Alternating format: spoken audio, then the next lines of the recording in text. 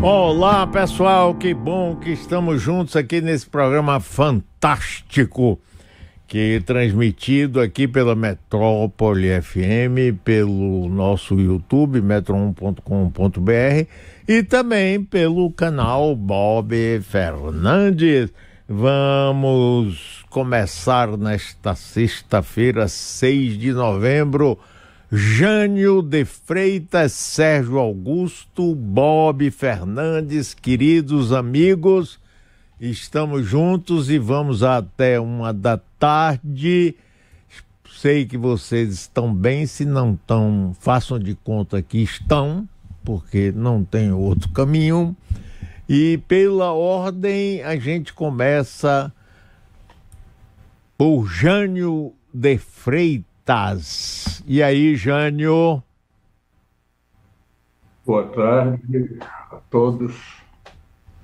E um programa que se segue é um acontecimento de grande importância, que foi a vitória dos democratas nos Estados Unidos e, particularmente, a vitória de Mamdani como prefeito de Nova York. Esperemos que ele retorne à cidade, a capital do mundo, e já deu alguns sinais de grande importância que ficam registrados, por exemplo, na foto da celebração, da comemoração que ele fez de sua vitória. Ele estava acompanhado de uma afro-americana, uma asiática, extremo-asiática, uma americana e uma árabe. Isso caracteriza muito bem a natureza de Nova York e marca uma posição inovadora nesses tempos de Trump, que é a de reconhecer, como ele disse já no início do seu discurso, que Nova York foi criada e desenvolvida e ganhou uma personalidade até chegar a centro do mundo, graças a imigrantes. Eles foram fundamentais nessa obra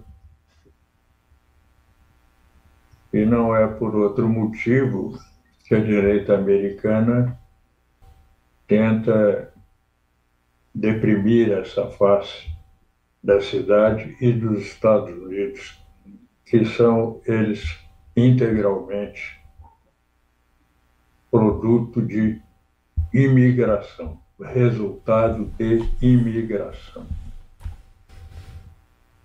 Maravilha, a gente já começa com um aquecimento bom, ótimo. Eu, inclusive, conversei hoje com Jamil Chad, mas depois, ao longo, a gente vê. Sérgio Augusto, eu soube que você... Aliás, Sérgio Augusto, só um parênteses, hoje a gente já vai poder assistir o filme O Agente Secreto. Mas diga sim, isso. Augusto. Bom dia, Sérgio. pessoal.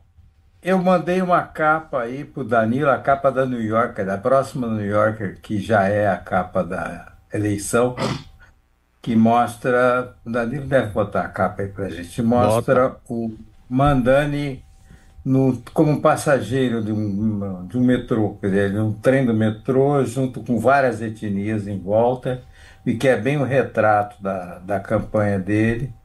E é uma capa incrível. Porque eu há muito tempo, desde o Obama, eu não me entusiasmava tanto por uma eleição, quer dizer, não me envolvia tanto, vou dizer, emocionalmente com uma eleição, E era fácil de explicar do Obama, né? A gente era contra o Bush, contra os republicanos, a favor do chamado poder negro, né? Quer dizer, o primeiro presidente negro dos Estados Unidos. Uma série de possibilidades e esperanças que depois, no final, acabaram se cumprindo, porque eu não gostei da presidência do Obama, não. Mas a do Mandani tem muitos elementos assim que enchem a gente de esperança, até porque o Trump é pior do que o Bush, né? E eu estou muito esperançoso, embora a barra seja muito pesada para ele, quer dizer, tem um racha na comunidade judaica bem grande, porque ela é fundamental na cidade de Nova York, mesmo no estado, mas sobretudo em Nova York. E já disseram que 1 milhão de judeus vão embora de Nova York e tal. Que não sejam judeus, né, até de outras etnias, mas eu acho que talvez menos 1 milhão de pessoas em Nova York dê uma aliviada, né? Porque a cidade tem até problema de habitação. E eu tô esperançoso, tô torcendo para ele.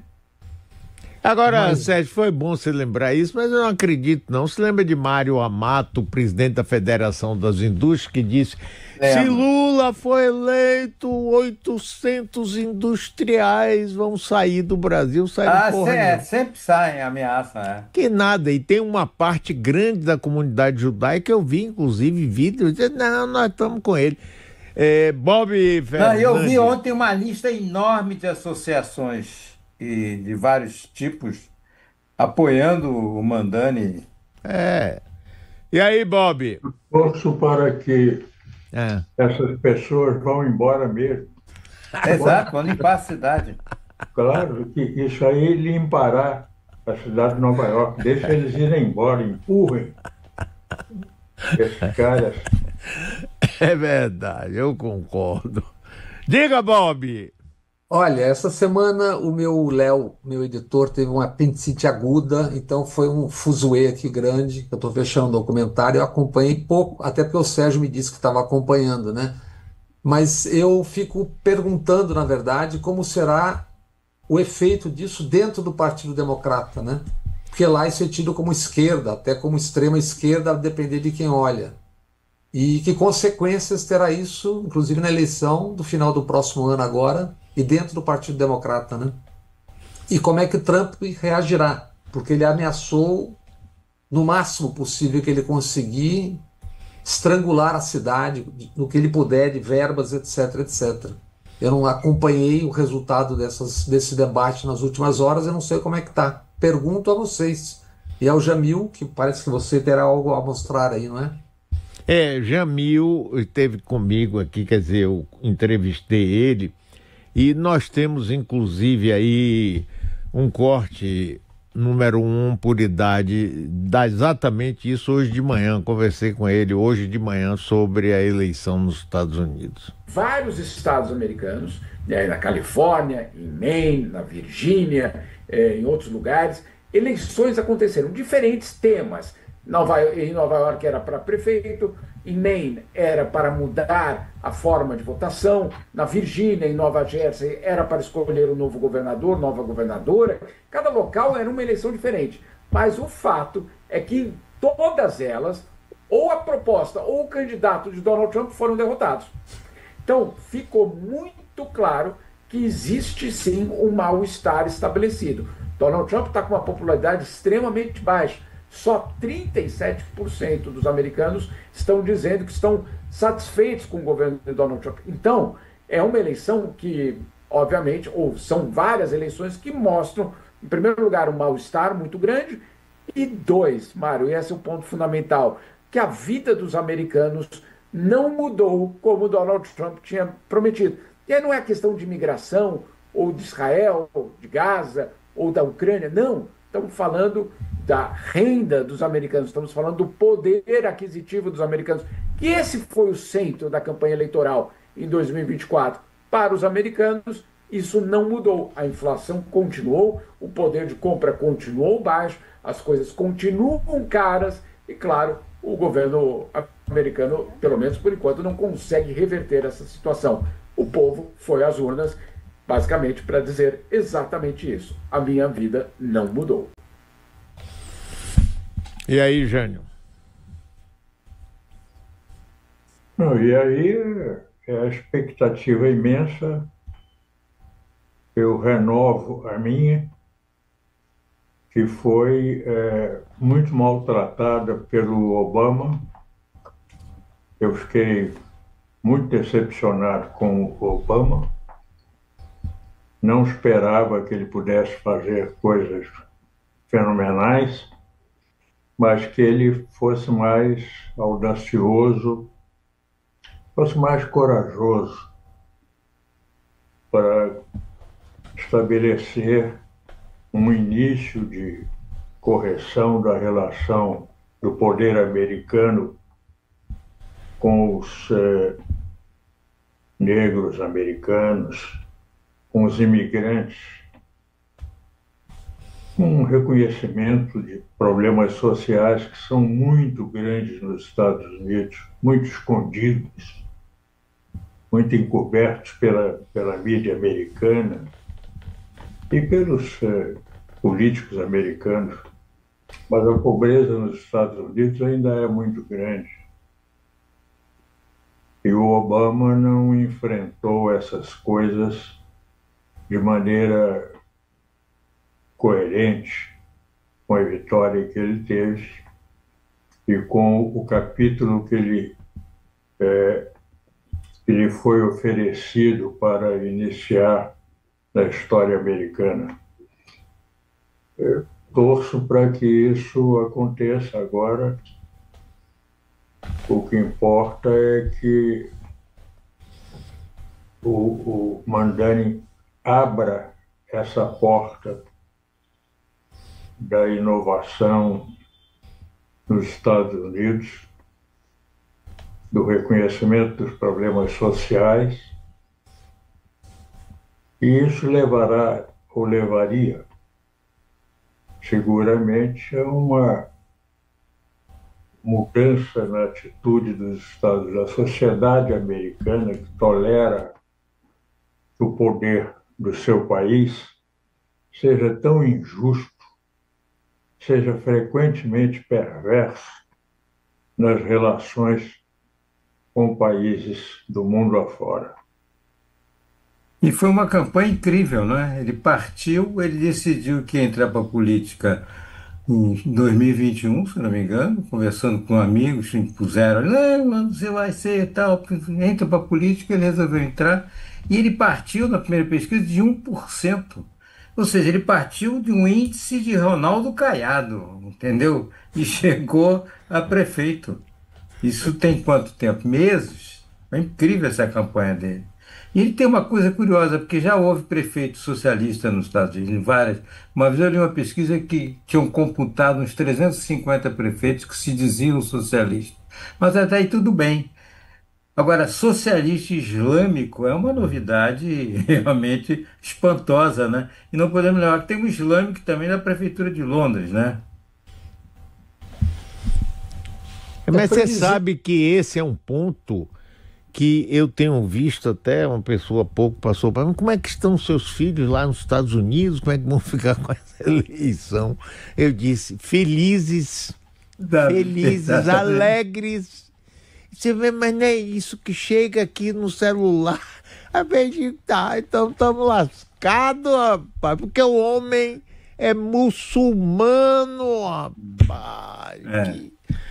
E é previsível também, Mário, que o governador da Califórnia, que tem pretensões também, o Gavin Newsom, né, com esse resultado, ganhe musculatura, já que essa sinalização muito clara que o Jamil citou agora há pouco, de derrota do Trump, não só em Nova York, mas também em outros estados, né?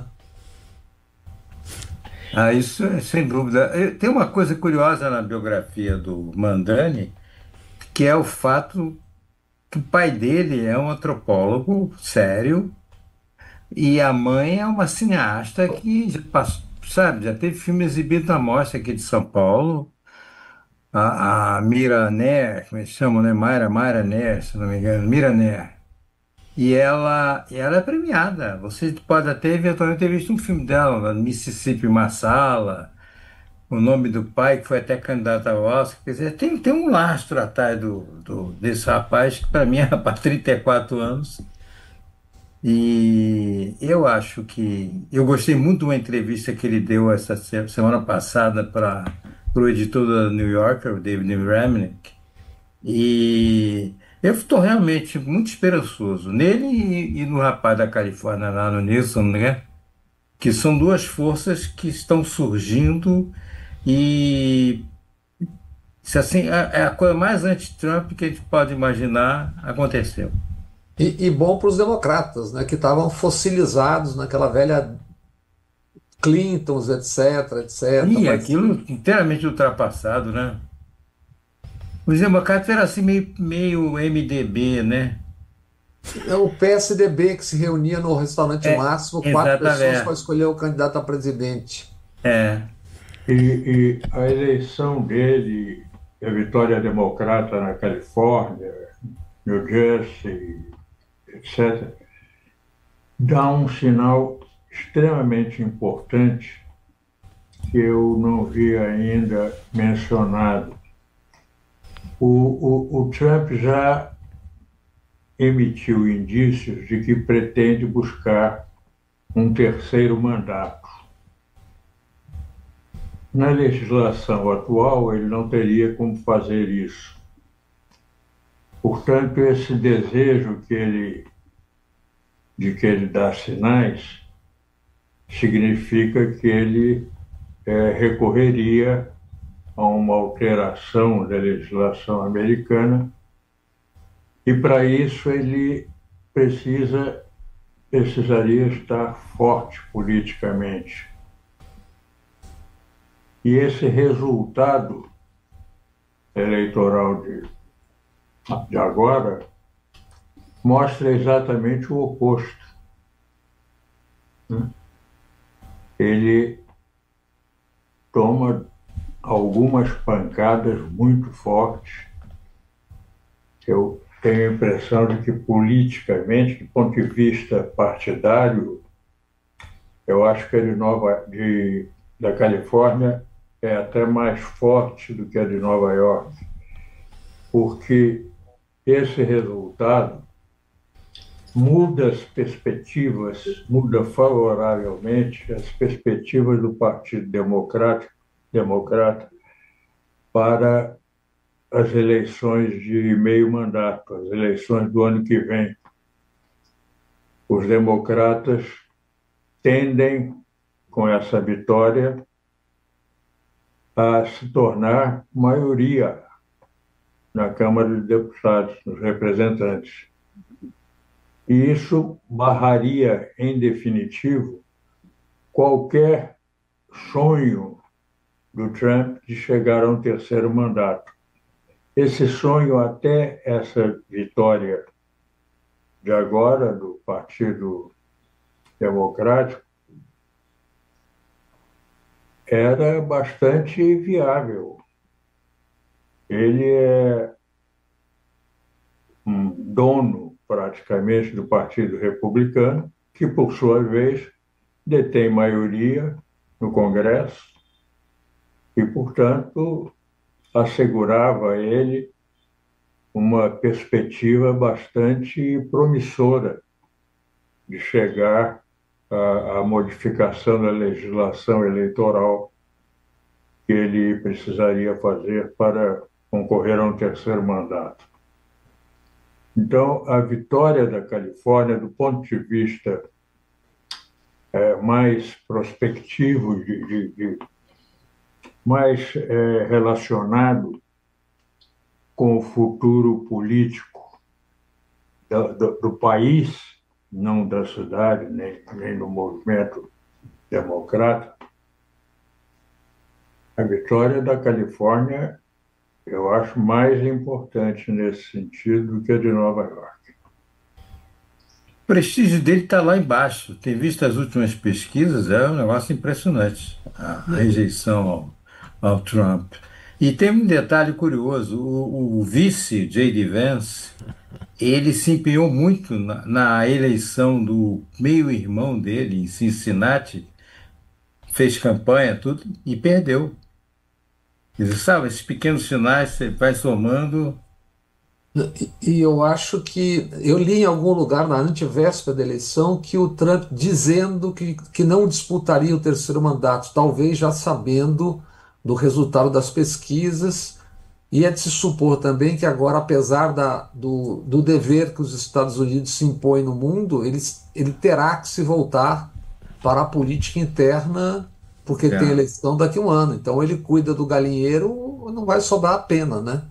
Pois é, é. mas ele dizer que Que não vai não não quer dizer nada. concorreria, ele dizer que não pretende um terceiro mandato, é uma jogada mais politicamente mais hábil do que o que fez Afirmar. aqui o Lula, que foi reconhecer publicamente a sua intenção de mais um mandato. O que aconteceu aqui?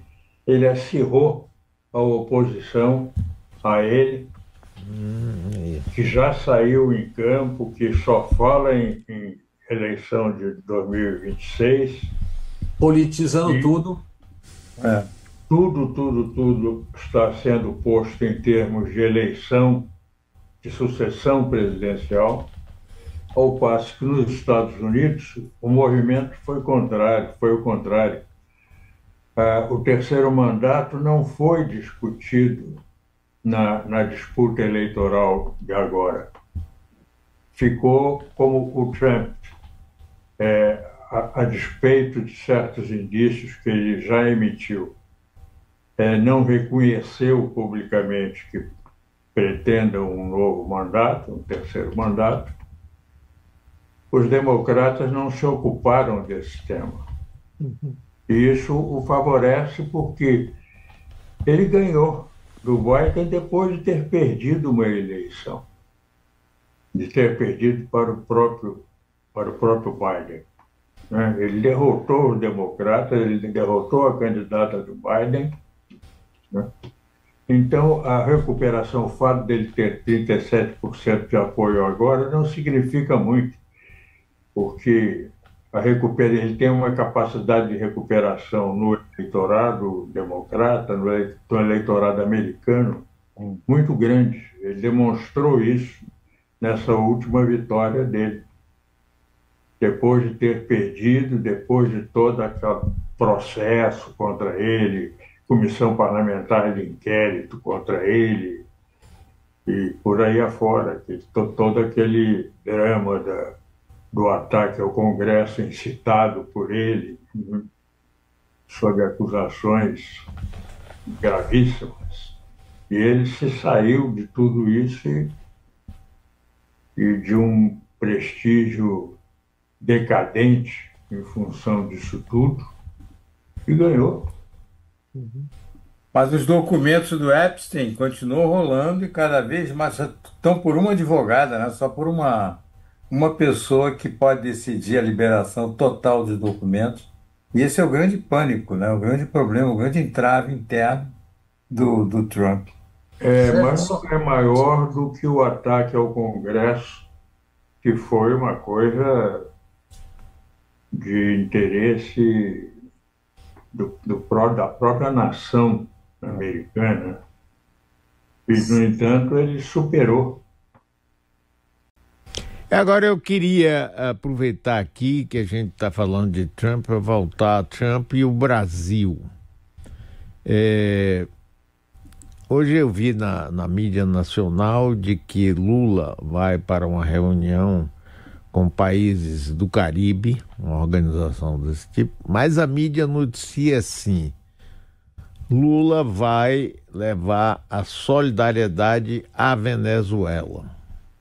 Você já vê a sacanagem no título. É, A segunda, essa mesma mídia, Trump se solidariza com os policiais mortos no Rio de Janeiro. Então, teve aquele problema, depois eles se esbarraram, os dois, Lula e Trump, na ONU, depois teve um telefonema, depois teve um encontro na Malásia, que foi ótimo, simpático, muito bom, parará, pororó, Mas a gente vê que não é que vai se resolver isso do dia para a noite, essa coisa das tarifas, do tarifaço.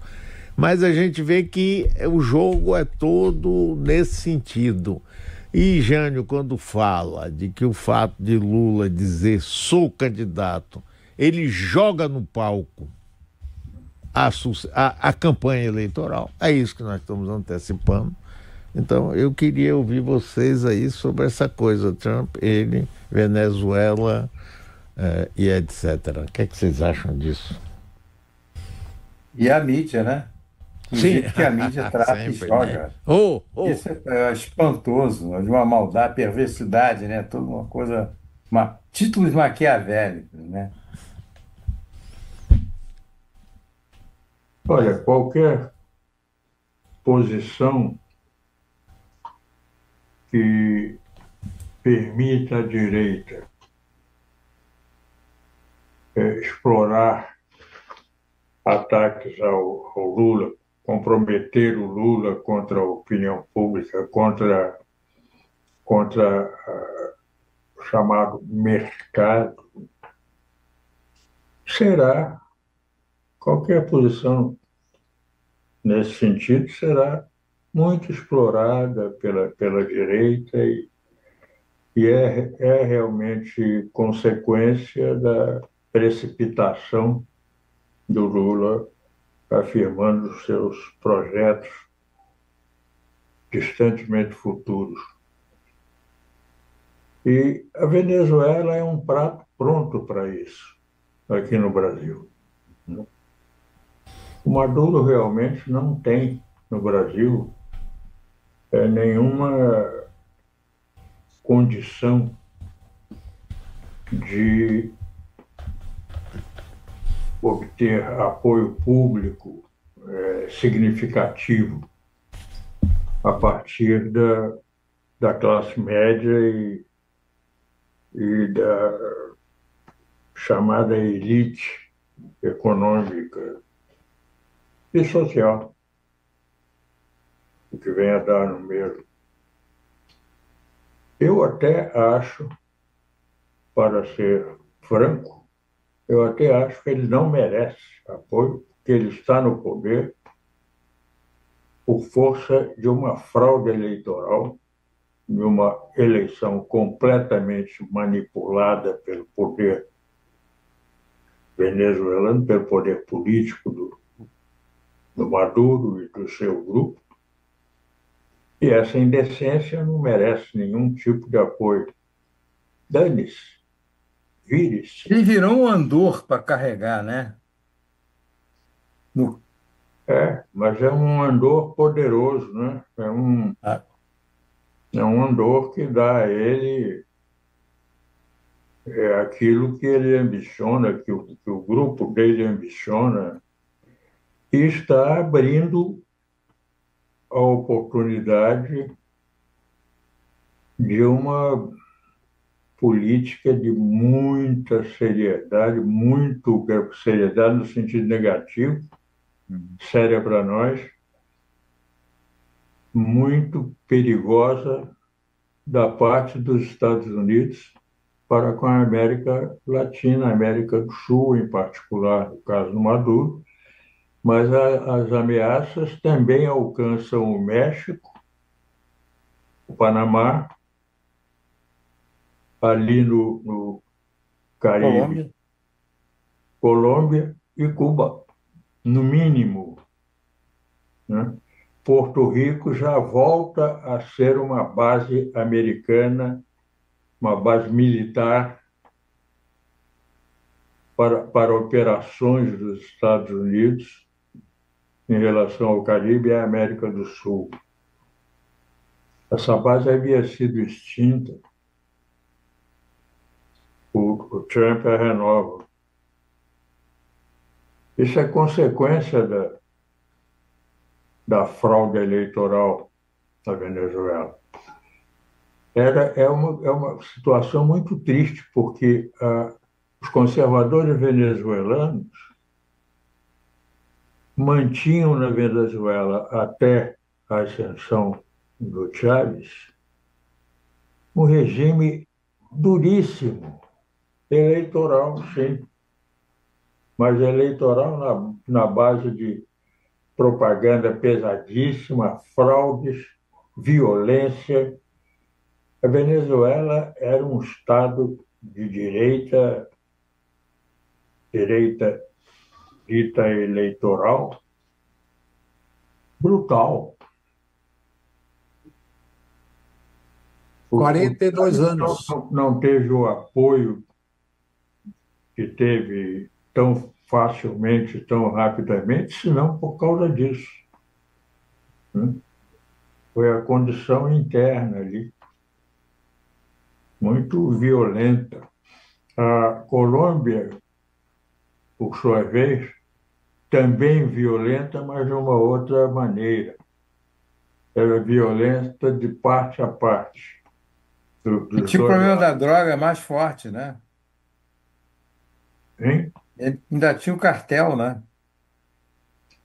Pois é. A Colômbia, Tornava mais quente. principalmente nas últimas décadas, por causa dos cartéis da droga, ganhou uma configuração muito particular, muito própria dela.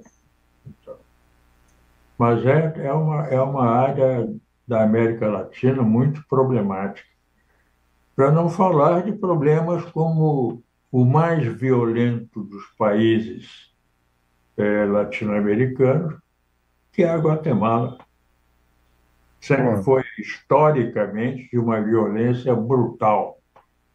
O extermínio dos povos originários da Guatemala foi um horror. A Guatemala foi o país que motivou a expressão República Bananeira, né? E foi lá que começou toda essa invasão da América Latina pelos Estados Unidos. O ciclo de grandes ditadores. Com Arbenz, 54. A Venezuela, 42 anos de adecos e colpeicos se revezando no poder. O que explica, inclusive, a ascensão do Chaves. E o presidente da PDVSA despachava, as reuniões eram em inglês. E ele frequentava, na verdade, frequentava a Venezuela, ficava em Miami. Aliás, devíamos estar ouvindo Paulo Sérgio Pinheiro, que nossa extensão no meio de política, de geopolítica, política internacional, ONU, a qual ele presta serviço, grande serviço, para ele nos explicar, ouvi-lo agora para ele nos explicar, e aquela instituição chamada OEA, Organização dos Estados Americanos, onde foi parar desde que o Trump disse que ia agir contra o Panamá, sobre o Panamá, recuperar o domínio americano sobre o canal e por aí afora. Desde então, ela assumiu um cidadão uruguaio a quem foi entregue a presidência da OEA, chamado Luiz Almagro, pura e simplesmente pôs a OEA tão a serviço dos Estados Unidos que os americanos, mesmo por intermédio da Universidade de Harvard, desmoralizaram esse sujeito e a OEA com a recontagem de eleições na Bolívia, que ele acusou de fraudulentas e tal, quando o Evo foi eleito, na Colômbia, Harvard, Colômbia, fizeram recontagens, fizeram análises do processo eleitoral, e a OEA simplesmente estava mentindo. E agora que dela não tem nada a dizer, como organização dos Estados americanos, não tem nada a dizer sobre as ameaças do Trump ao México, ao Panamá, à Colômbia, Agora ele está atacando o Petro, que é um presidente sério, é um homem sério, faz um governo muito difícil, mas importante, bom, na medida em que ele consegue superar as dificuldades, os obstáculos opostos a ele. É um figuraço. O que deu? E nesse contexto, gente, inclusive o que você trouxe, Mário, da questão Caribe, o governador Cláudio Castro botou um grande complicador aí ao enviar para o Trump documentação pedindo que, sem aval do governo federal, que Trump considere o Comando Vermelho não uma organização, facção de narcotráfico como é, mas sim uma organização terrorista, o que abre a porta para eventuais sanções em outro momento, em qualquer momento, e é um complicador, ainda mais nessa história toda da presença norte-americana na região. Na hora parece uma bobagem, mas na verdade é uma porta perigosa sendo aberta num momento como esse. Não, e é engraçado, rapaz, como você tem agora o governador do Rio passa por cima do governo do Brasil e tem relações exteriores. Além de que Eduardo Bolsonaro continua nos Estados Unidos e a Câmara dos Deputados não faz nada. E ninguém faz nada.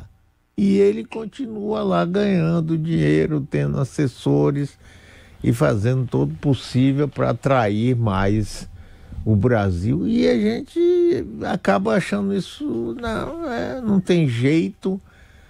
Também esse presidente da Câmara, eu vou dizer a você, viu, rapaz, eu nunca vi um brilhantino igual a ele, não. Aquele cara não sei. Mas...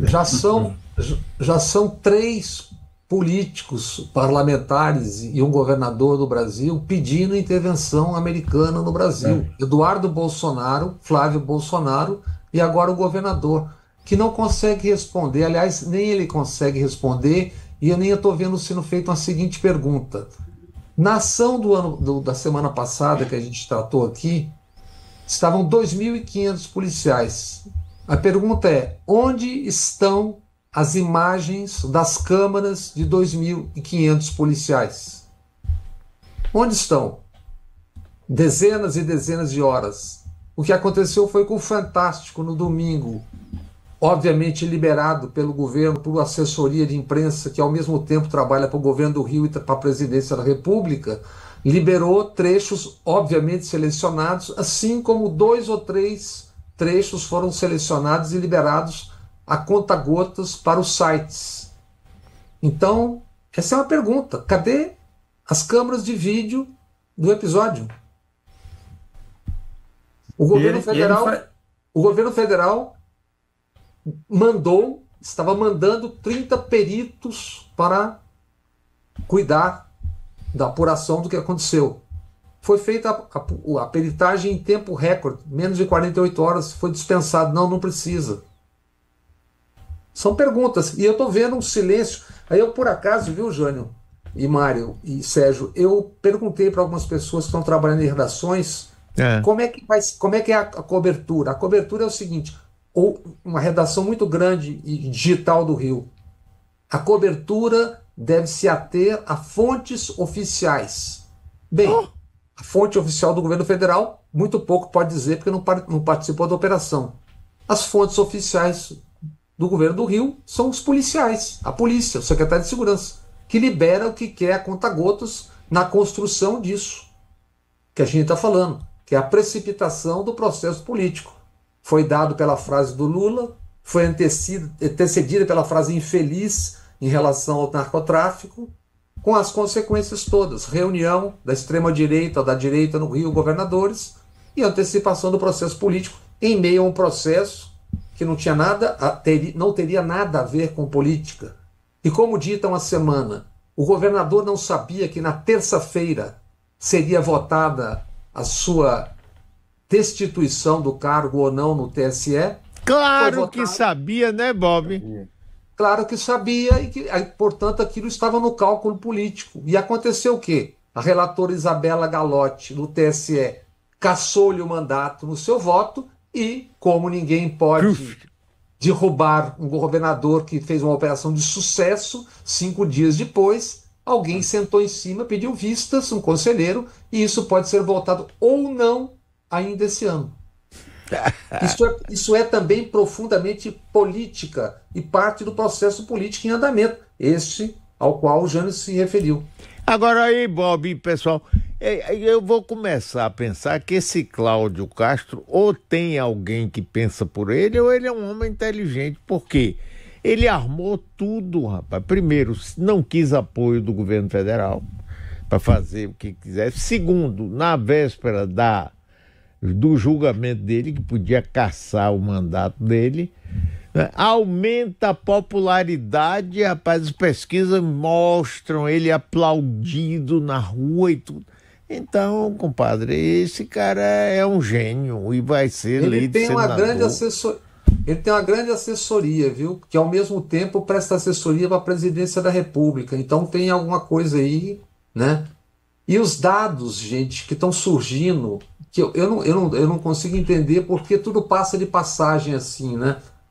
Dos 117 suspeitos, além dos 4 policiais, 10%, ou seja, 17, não tinham ficha criminal. Dos 100 mandatos de prisão, foram presos, na verdade, 20. Então são dados que vão sendo publicados assim, e eu estou perguntando, cadê? E o território continua ocupado, né? Não, no dia seguinte não tinha mais polícia, no dia seguinte as biqueiras estavam funcionando, o Comando Vermelho continua cobrando por todo mundo que eu estou vendo trabalhando lá dentro, conversando, cobrando a taxa, oprimindo os moradores, cobrando a taxa. Isso que eu digo, é evidente que quem está morando num lugar sob julgo, sob terror do narcotráfico, ele vai saudar qualquer reação e vai pedir qualquer reação. Claro. Agora, passou, cadê? Cadê a polícia no Comando Vermelho? Cadê o médico? Cadê? Nada. É uma história que se repete. E as pessoas mais ruidosas no parlamento, especialmente em relação a isso, o grupo mais ruidoso foi exatamente o grupo que votou a PEC da bandidagem, que permite que eles não sejam punidos nem pelo passado, nem pelo presente, nem pelo futuro. E são todos pró-arma, né? Tem uma foto ali para o Danilo, aí uma foto do Cláudio Castro empunhando um fuzil, que é igual a mesma foto. Olha aí. E tem uma outra foto. Coisa maravilhosa. E o sorriso dele, sorridente. Olha quem está ali de junto, Flávio do lado, aqui, ó, do lado direito. E o que eu não consigo entender, gente, é o seguinte, a maneira quase, tirando os colunistas, etc, a maneira quase acrítica com que os fatos são apresentados, como se fosse assim, um desfile de escola de samba que nem a minha, entendeu? Quer dizer, à parte todas as razões de todo mundo envolvido nisso, ninguém discute isso, só eles é que tentam fazer o oposto, dizer que bandido bom a gente gosta, leva para casa essa asneirada, mas eu não vejo as perguntas, as respostas a isso. Essa questão das 2.500 câmeras, obviamente, terminará sendo que ser pedida via justiça, o resultado disso. Ou acabou a bateria de todo mundo, que é uma obrigatoriedade de usar. Cadê? Mas pode dar um defeito, apaga. Agora defeito eu vi coletivo. Que foi preso um grande fornecedor de armas para o Comando Vermelho. TH Joias? Não. Eu vi aqui hoje de manhã, prenderam ele, acho que no interior de São Paulo, ele tem uma empresa. Isso. Cheio de carros de luxo e etc e tal, ele que tem esse negócio desses clubes de tiro, CAC, né? Que foi acelerado no governo de Bolsonaro. Ele é o grande fornecedor de armas pesadas para o Comando Vermelho. Prenderam ele, eu vi. E o outro grande fornecedor de armas de guerra, inclusive daqueles drones, era o deputado TH Joias, que aparece em 400 fotos com o cara. E aí, O cara aliás, que você. teve uma Com o operação cara na não, Bahia, não com o teve? Cláudio, não é com ele. É. Cláudio Teve uma Castro com operação ele. na Bahia a propósito de Comando Vermelho essa semana, não teve? Sem tiro, sem nada, prenderam um monte de gente aí também, não teve algo do gênero? Teve, prenderam, somente uma pessoa morreu, que dizem que reagiu.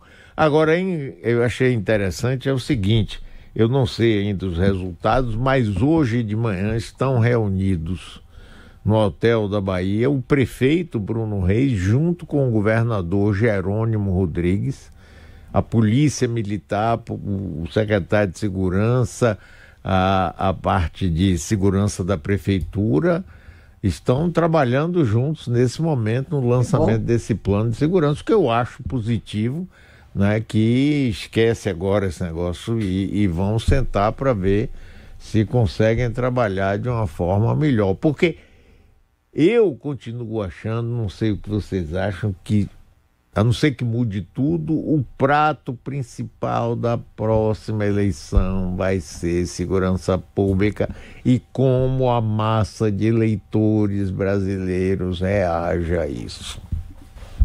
Certamente, Essa é a grande Mário. curiosidade. Inclusive, como tem indicadores bons na economia, ainda que façam de conta que não são bons, resta pouco à oposição a não ser caminhar exatamente por onde tem esse gravíssimo problema. E é um gravíssimo problema, todo mundo sabe.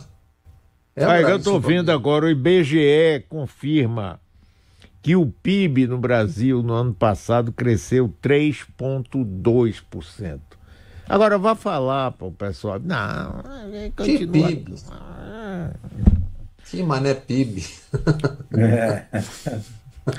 Agora eu estou vendo aqui uma notícia também, o ex-deputado do PT, Paulo Frateschi, morreu assassinado pelo filho num problema de, sei lá, um surto. Olha, eu tenho uma Não, coisa não. aqui também que eu achei curioso. Paulo é que Frateschi. É, Paulo Frateschi. isso. Eu soube, Ex-deputado, né? São Paulo. Ex-deputado estadual. Ah, Sérgio, você ia falar alguma coisa? eu soube pelo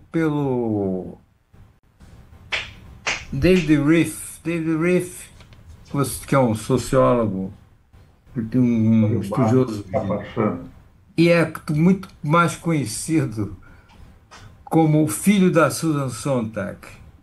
Ele foi a única pessoa que eu ouvi contar, não sei se vocês leram em outro lugar, sobre a invasão, a ameaça que o Trump fez de invadir a Nigéria. Vocês leram isso, não? Em represália ao tratamento que os cristãos estariam recebendo. Você viu isso? Eu vi. Que metade da população, lá não é meio a meio, né? Metade é cristã, metade é muçulmana. E isso eu achei uma loucura. Quer dizer, ele já está pensando, e às vezes as pessoas vão achar que ele tem alguma empatia ou comiseração pelos cristãos. Não, mas E é lá, uma na verdade, cruzada, o Sérgio, ele está seu renascendo. caso lá é petróleo. Ele Mas está em caso de renascendo petróleo. as cruzadas, Sérgio. Pois é, rapaz. Então, É o segundo. A Nigéria é o segundo maior produtor segunda maior reserva de petróleo do continente africano. Só perde para a Líbia. pois é. Iraque. Agora, Temos os- o Bob, Diga. estamos chegando para o fim, mas ainda temos tempo. A gente estava falando mais cedo sobre censura de livros nos Isso. Estados Unidos. Que zorra é essa, rapaz? É isso. A gente já vinha vendo o Smithsonian, todos os seus museus, tudo aquilo estava acontecendo, né? Agora a PEN América, que entre muitas outras coisas trata de defender escritores e literatura, fez um levantamento com os livros mais censurados nos Estados Unidos no último ano letivo. Foram 6.870 casos de proibições em bibliotecas de escolas. Desde 2021 já são mais de 23 mil casos de censura em uns 10 mil livros. No último ano letivo, Laranja Mecânica foi o mais caçado. Na lista é presente também frequente, O Conto de Aia e O Ódio que Você Semeia, de Angie Thomas. E proibidos também nossos vizinhos, Isabel Allende e Gabriel Garcia Marques, 100 anos de solidão.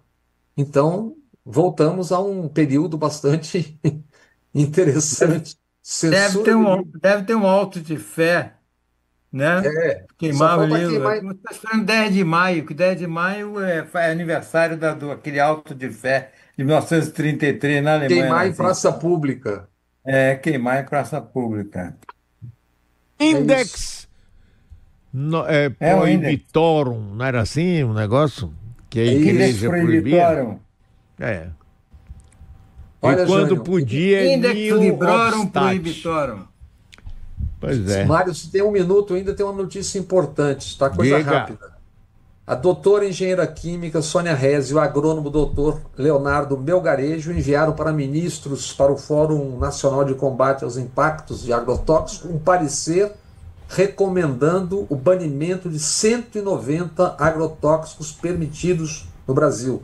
No pacote de veneno, 7 dos 10 mais vendidos no Brasil são proibidos Europa inteira, porque são agrotóxicos velhos, de 1985, quase todos, ou seja, moléculas antigas. Os europeus, o que estão fazendo? Ou tem novas moléculas que são menos tóxicas e menos venenosas, ou nem sequer autorizam. E o Brasil tem uma boa notícia em relação a isso, viu, Mário? Que é o seguinte, o Brasil já está produzindo agrotóxicos não, defensivos biológicos. São laboratórios brasileiros. Laboratórios brasileiros estão produzindo, são 101 pesticidas biológicos. Por exemplo, fungos que matam insetos. Isso dispensa o uso de agrotóxicos. E 90% disso é feito em laboratórios brasileiros. Beleza. Vem cá, por idade, você tem um corte aí do primeiro discurso do prefeito eleito de Nova York, mas a gente... Cadê? And if we embrace this brave new course, rather than fleeing from it, we can respond to oligarchy and authoritarianism with the strength it fears, not the appeasement it craves. After all, if anyone can show a nation betrayed by Donald Trump how to defeat him, it is the city that gave rise to him.